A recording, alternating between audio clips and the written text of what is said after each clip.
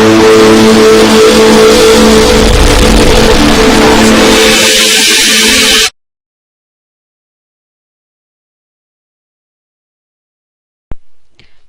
to clickmyproject.com.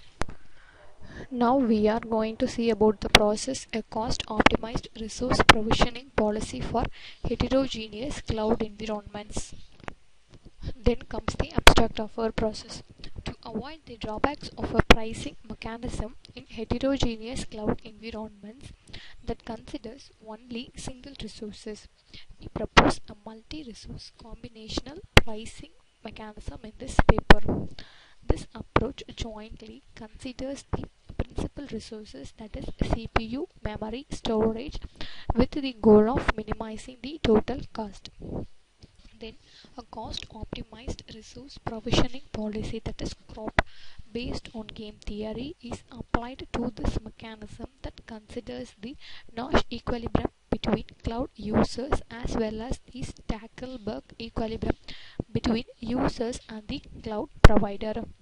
The experimental results show that the proposed combinatorial pricing mechanism is more suitable in a heterogeneous cloud environment when running various types of cloudlets. Users submit resource requirements and different types of cloud tasks to a CSP. The cloud computing resource distributor consists of a pricing mechanism, a statistical mechanism, a task scheduler, and a virtual machine manager. The price mechanism sets the price for multi-dimensional combinations and is responsible for pricing different types of resources from a different cloud servers. The pricing mechanism is responsible for recording each user's purchases and the revenue generated by each cloud server. The task scheduler is responsible for scheduling different cloud tasks. Then comes the flow diagram of a process. So this process developed in a console process. So this process does not any guys resources. So first we have to enter the user count, so multiple user count, and so we have to allocate the cloud resources. For that we have to create a simulated cloud environment using clouds.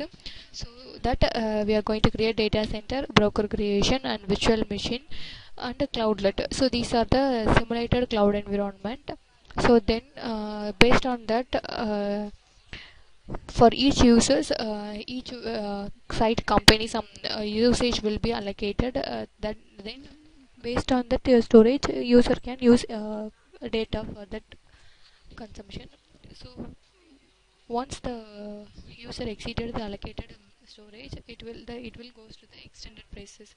So then by applying COR, we extend the particular storage and cost for that specific storage. Then comes the running procedure of our process.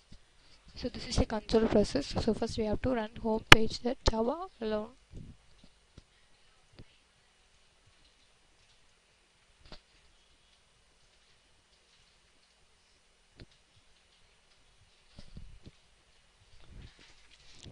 So the process was initialized. So first we have to give the number of users. For example, I'm giving 12 users. So first initially it will create the data center. So this is the data center for the particular users and the brokers, VM and cloudlet. VM, this is the VM creation and cloudlet creation. So next is the resource utilization. So for each user we are giving the user ID, and each user, for there are some companies. So here are the number of VMs utilized, and these are the memory allocated for each users, and these are the costing for the memory, and these are the storage how they used.